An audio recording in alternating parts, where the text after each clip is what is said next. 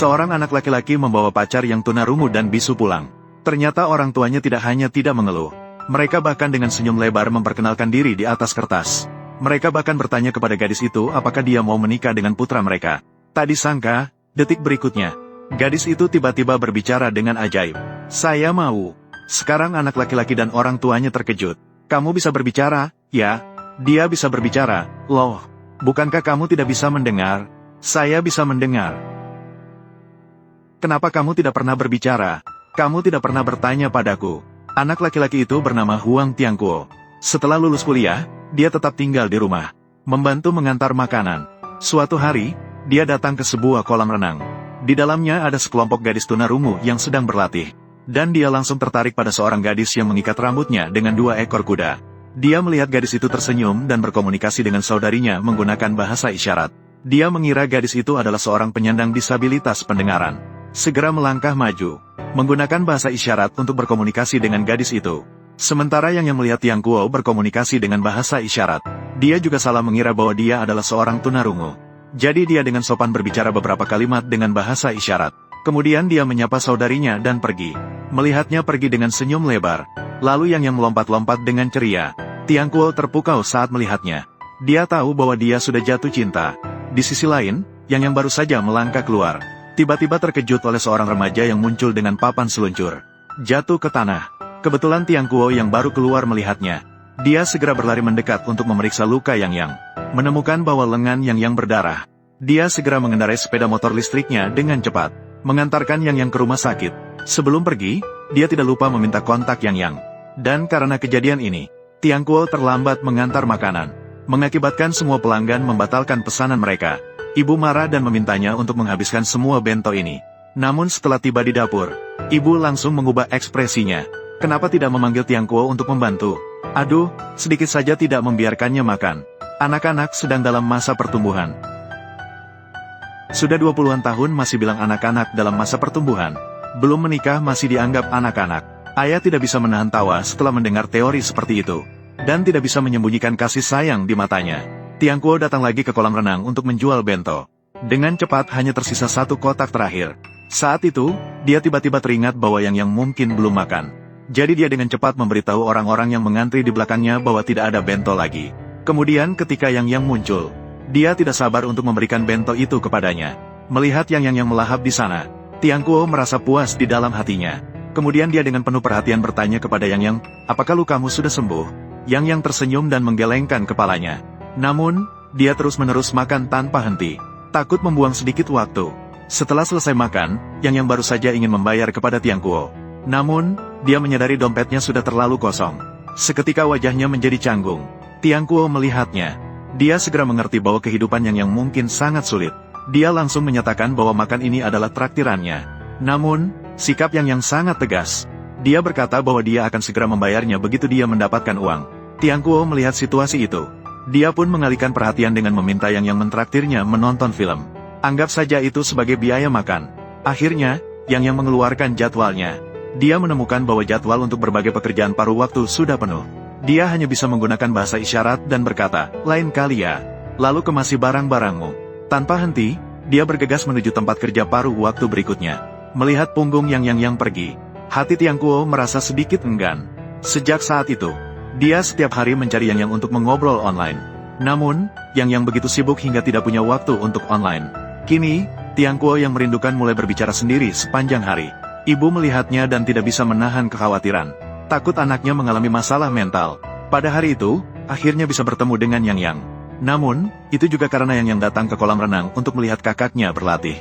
Namun, meskipun begitu, hati Tiangkuo tetap sangat bahagia. Terus-menerus berbicara dengan Yang menggunakan bahasa isyarat. Dari mulut Yang, Tiangkuo mengetahui. Untuk membuat kakaknya bisa berlatih dengan tenang. Yang juga melakukan banyak pekerjaan paruh waktu. Untuk mempertahankan kehidupan mereka berdua. Terkadang bahkan sibuk hingga tidak punya waktu untuk makan. Melihat di depan mata bahwa hidup sangat sulit. Namun, Yang tetap tersenyum manis. Di dalam hati Tiangkuo, perasaannya terhadapnya semakin dalam. Untuk memulihkan kesehatan Yang, Tiangkuo dengan sengaja merebus semangkuk kaldu bergizi. Dan juga 1 kotak penuh bento berisi daging dengan penuh kasih. Lalu segera berlari untuk memberikannya kepada Yang untuk dicicipi. Setelah melihatnya, Yang segera bertanya, Ini pasti mahal, kan? Tiang Kuo cepat-cepat menjawab bahwa semua ini adalah sisa jualan. Namun, Yang bersikeras ingin membayar. Setelah itu, dia berlari pulang untuk mengembalikan bento tersebut. Lalu dia menuliskan harga di atasnya. Bersiap untuk mengembalikan uang kepada Tiang Kuo ketika dia sudah punya uang. Setelah Tiang Kuo masuk, dia menemukan lemari penuh dengan sertifikat penghargaan. Dia pun bertanya kepada Yang, ini milik siapa?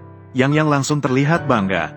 Dia berkata bahwa semua ini adalah penghargaan yang didapatkan kakaknya dari kompetisi. Setelah itu, dia memanggil Tiang Kuo untuk melihat ke dinding. Di sana terdapat semua piala dan medali kakaknya. Dan saat Yang memperkenalkan, wajahnya penuh dengan kebanggaan.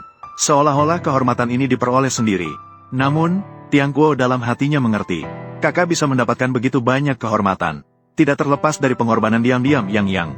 Jika bukan karena Yang bekerja keras setiap hari, kakak tidak mungkin berlatih dengan sepenuh hati. Apalagi mendapatkan hasil yang baik. Jadi, melihat Yang tersenyum di depannya, hatinya penuh dengan rasa sakit. Saat itu, jam alarm di rumah tiba-tiba berbunyi. Yang tidak sempat untuk mengobrol. Dia mengambil pakaian dan masuk ke toilet untuk mengganti.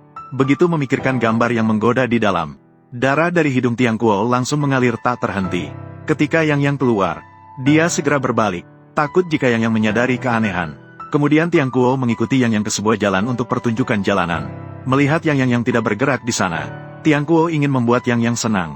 Namun, Yang tetap tidak bereaksi. Sampai seseorang menyodorkan uang di depannya. Barulah dia mulai tampil untuk menunjukkan rasa terima kasih. Kemudian dia mulai diam tak bergerak. Sampai saat itu, Huang Tiang Kuo tiba-tiba menyadari betapa kerasnya Yang bekerja setiap hari. Setelah menutup dagangan di malam hari, Yang mengundang Tiang Kuo untuk makan di restoran. Melihat Yang melahap makanan di sana, Tiang Kuo tidak bisa menahan diri untuk bertanya kepada Yang, apakah setiap hari begitu sulit? Namun Yang tersenyum dan berkata tidak sulit sama sekali. Tiang Kuo tidak berkata apa-apa. Namun matanya tidak bisa menyembunyikan rasa sakit.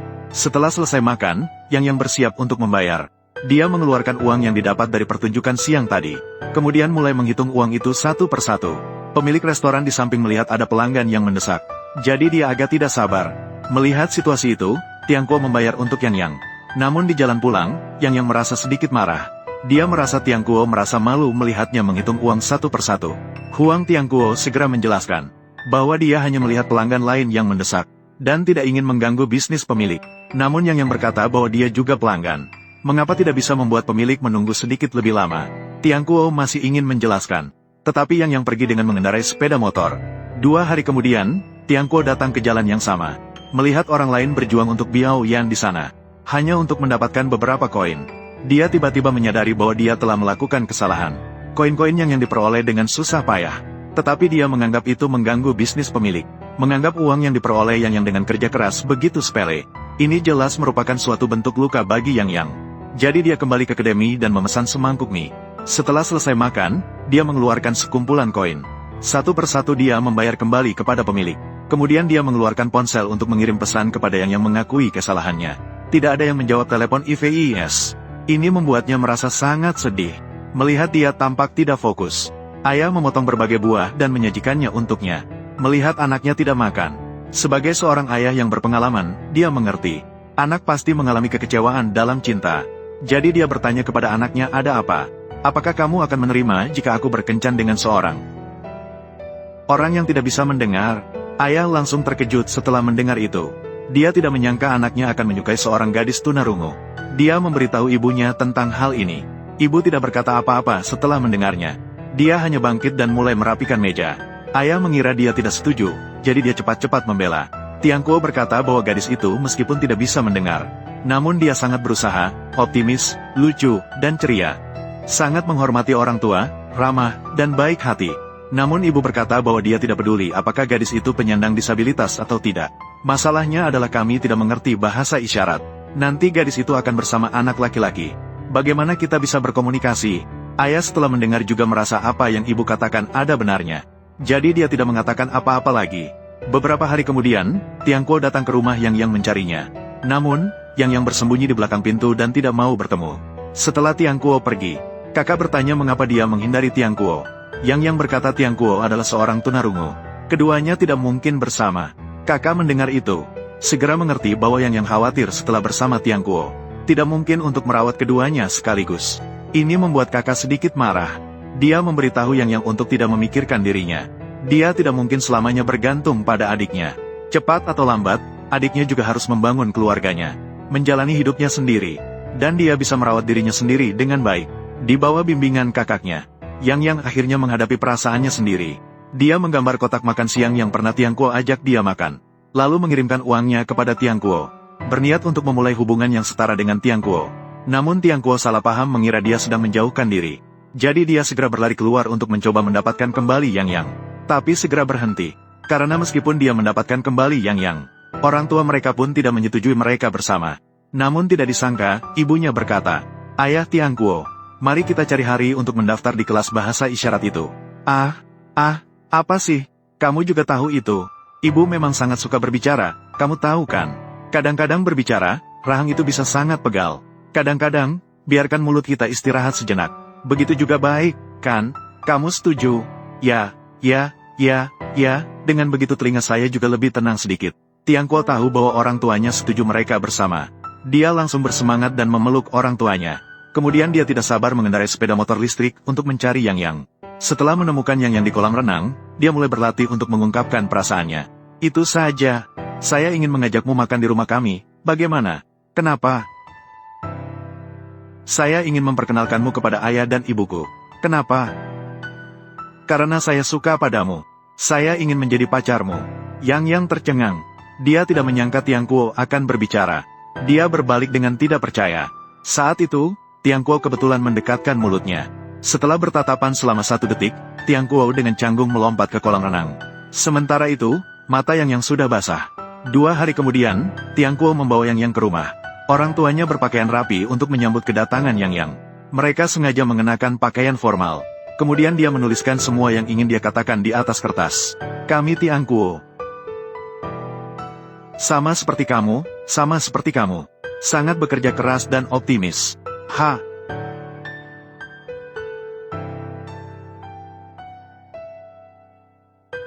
Jadi, apakah kamu mau menikah dengannya?" Melihat orang tua begitu langsung, Tiang Kuo langsung terkejut. Kemudian dia buru-buru merebut kartu itu. "Dia bahkan belum setuju untuk menikahiku. Kamu bertanya seperti itu. Kamu belum melamar, bagaimana kamu tahu dia tidak setuju? Dia bahkan bukan pacarku." "Lalu, apa itu, teman? Aku mau." Mendengar Yang mulai berbicara, keluarga Tiang Kuo semua terkejut. Ternyata ini adalah pertemuan pertama. Keduanya salah mengira bahwa satu sama lain adalah penyandang disabilitas pendengaran. Jadi mereka terus berkomunikasi dengan bahasa isyarat. Dan sampai kemarin di kolam renang, Yang baru tahu bahwa Tiang Kuo bukan tunarungu. Saat itu Tiang Kuo bertanya kepada Yang. Tidak mungkin dia baru tahu bahwa dia adalah orang normal. Baru setuju untuk berpacaran dengan dirinya, kan? Tentu saja tidak. Itu karena